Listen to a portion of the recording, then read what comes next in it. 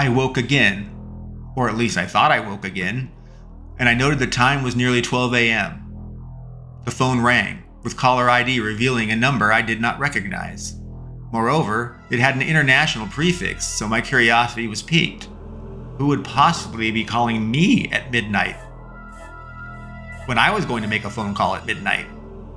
Despite expecting it to be an annoying telemarketer, no matter the insanity of midnight, I begrudgingly answered the phone. The line was crackling with static, as if the connection was very bad, but technically borderline functional, so it didn't drop. I tried to talk. Hello? Hello? Are you there? Can you hear me? I swear I heard faint, raspy voice echoing, "Fate written." It had to be my subconscious playing craziness on me. Creepy or not, it woke me up just in time to call the actual law firm. So no, I wasn't awake, I had to figure. So I suppose the weird nightmare thing was useful in its own way. Well, I'll call the law firm now, I decided. Sometimes I marvel at things we take for granted and how we achieve amazing things without solving some of the most basic challenges that we face. Kind of funny, really. Thinking how advanced we are with being able to call anybody virtually anywhere in the world. And yet still, our phone numbers and addresses are not globally standardized. After a few failed dialing attempts, when you try to dial international, you quickly discover that you don't know how to call it. I did not know how to call the law firm. I had to research and find out that for calling them, I needed to know their country code. So it was 011, as I'm used to for international dialing, but their country was 353. So 011, 353, 1, 555, 661. Alright, dialed the number.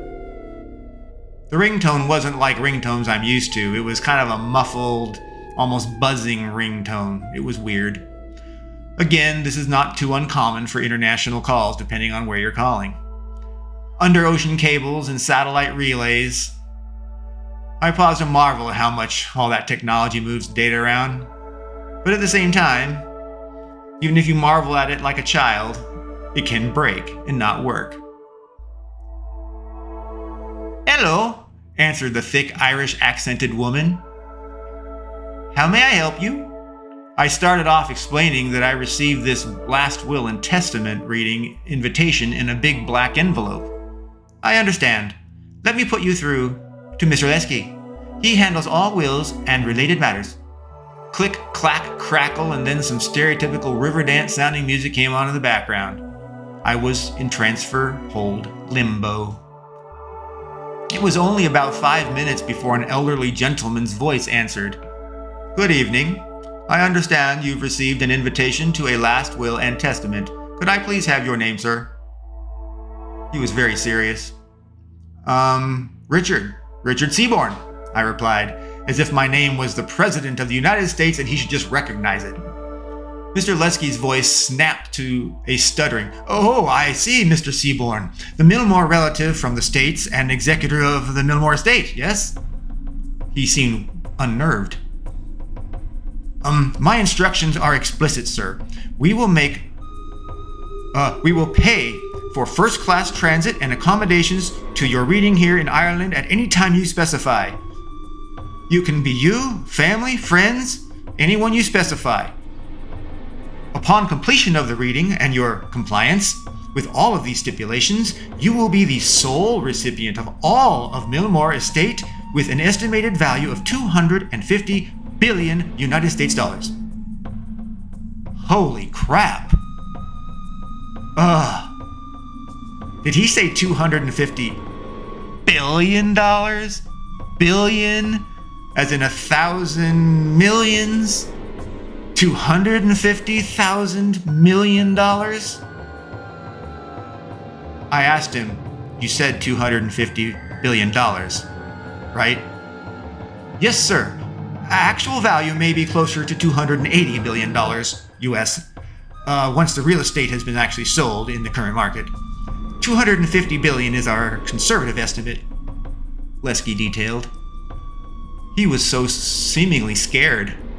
I felt bad, but wow, I could be so wealthy beyond my ever imagined dreams. I answered to his questions. Book my tickets and send me the information. I think I was smiling widely when I said that, even if my aunt was dead. I guess I just didn't connect it. It was just two separate events. Someone I never knew, and a whole lot of money. Mr. Lesky, unmoved by my $250 billion excited response, repeated, contingent on completing all of the stipulations, this firm will transfer all of Millmore assets, minus the estate settlement costs, of course, and your legal fees, to Mr. Richard Lee Seaborn. We will require, of course, appropriate financial institution information, and leave all these tax implications and responsibilities for you to manage. It hit me that I'd better ask while I was on the phone with Lesky, what are these stipulations anyway? I mean, it didn't really matter, really. I didn't care. $250 billion was worth a whole lot of stipulations. I mean, that's insane money. Mr. Lesky's voice softened a little bit, less nervous, I guess, though he was still clearly nervous, as he tried to connect with me personally. Well, the Millmore stipulations are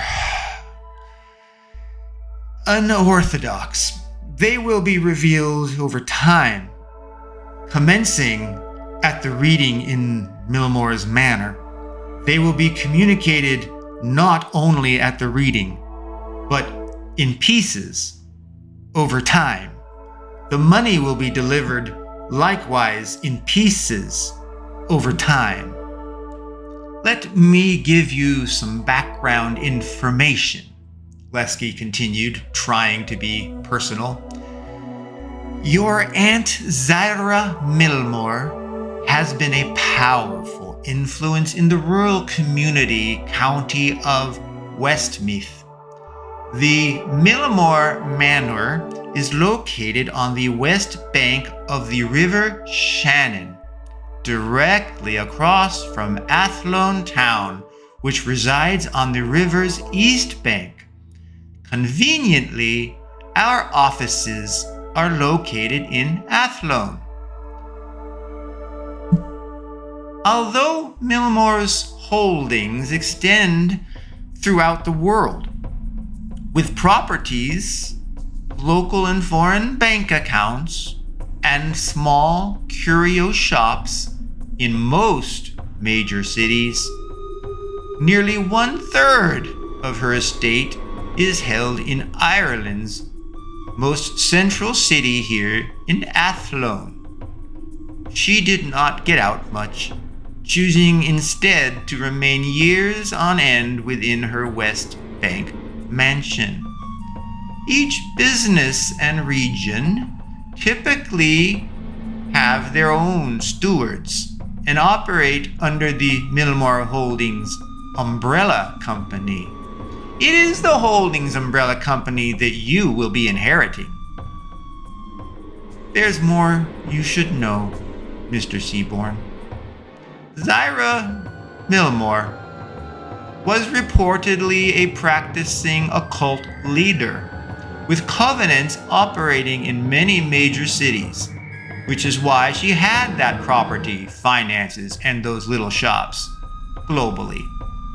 Given the nature of Zyra Millmore's role in the tapestry of devil worship, you may face some risk in taking possession of her estate. Liquidating her assets will be difficult, very time-consuming, and will be solely your responsibility once they have been transferred to you. I need to know, Mr. Seaborn, are you committed to taking possession of Millmore's estate given this information? If so, you will be the sole beneficiary. If not, The will stipulates that we can direct the inheritance to other beneficiaries. I answered, yes, of course I am. I mean, I may not have known I didn't know my Aunt Milmore, but hey, she identified me as her heir, so that's who I am. I'm her heir. I was so excited and so positive, I stuttered, I stumbled. I didn't know what to expect, what to say. I just screamed practically. $250 billion US, man.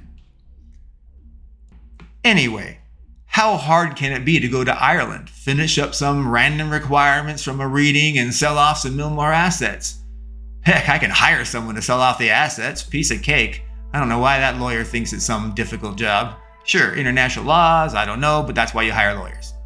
I figured problem solved. I don't need to worry about that. I just needed to get to the travel details and get out there. All right, Mr. Seaborn, he spoke. I understand from your response that you are very much interested and committed to attending Zyra Milmore's last will and testaments reading at her mansion in Athlon's West Bank in Ireland. An administrator will contact you within the next few days to book your travel.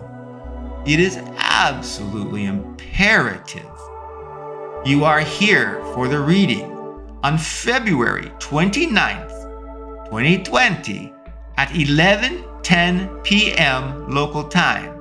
That's this year in a month at 11:10 p.m. Athlone time. If you are not here, you will forfeit all claims to your inheritance. This is the first stipulation of the will. Mr. Lesky's voice remained firm. Sometimes I wondered if he might be monotone, but then again he fluctuated a lot, so I don't know. He was a weird guy. And so, we'll book travel for you and select friends and family to arrive 1 week earlier to guarantee no travel problems hinder the reading. We'll have a planned return date of April 1st, 2020, in order to ensure all stipulations can be completed prior to your return to the States. All expenses will be paid for entirely by the law firm, and you will be given daily per diem to cover unplanned and cash expenses. Does this work for you, Mr. Seaborn? I replied, yes it does. I think my yes was on autopilot there. $250 billion worth of autopilot. Very well, confirmed Lesky. We'll get everything moving forward. We'll look forward to the reading with you. Good day. And without pause, Lesky just hung up. It felt a little rude, but I suppose it was reasonable. What should I expect from a lawyer across the seas to talk to me and say? I swear that I'd narrowly put down my phone and it rang again. An Irish accented woman asked, Mr. Seaborn? Is this Mr. Seaborn? Yes, this is Mr. Seaborn, I answered. Great. Okay. My name is Sarah McGilvray. I'm calling from the law offices of Midnight, Cairns, and Weishaupt. I'm looking to confirm your itinerary, book your arrangements, and transfer $50,000 in cash beforehand to ensure your travel is without need or worry. Mr. Lesky recommended the amount of $50,000, so if you feel it should be a different amount, please confer with him. I was almost speechless. No, that's fine. $50,000 spending mad money? That seemed like a lot of money just to, I don't know. What expenses could I have? Some meals, some taxis? I answered, this is seemingly more than I need. $50,000 is great. Sarah was efficient and to the point. We exchanged information and locked on specific itinerary, including a full week of tours before the reading, just like their Mr. Lesky had suggested. Why not the same law firm name as was on the envelope that this Sarah said, I wondered. The law firm Midnight and Associates was on the envelope. She said the law offices of Midnight, Cairns, and Weishaupt or something like that. I asked Sarah about it. She explained, Midnight and Associates is the global umbrella law firm, owned entirely by Aunt Millmore. That firm owns all of the law firms distributed throughout the world. That explains. Do you understand? Well, I answered, yeah, of course, I knew about umbrella companies. Thank you very much. They can be used to hide or obfuscate things. Revenue, tax, all sorts of gray and black bad things can be hidden behind the umbrella's veil of secrecy. Yeah, I knew about umbrella companies. Of course, they're also a smart way to control an empire from the top of the pyramid. I hadn't checked with my work for the time off, though. I barely got the idea and information. But if all goes to my imagined plan, I will be so wealthy it just won't matter what anyone thinks. Haha! A free Irish adventure that will end with my literally being a billionaire and free of any crappy job.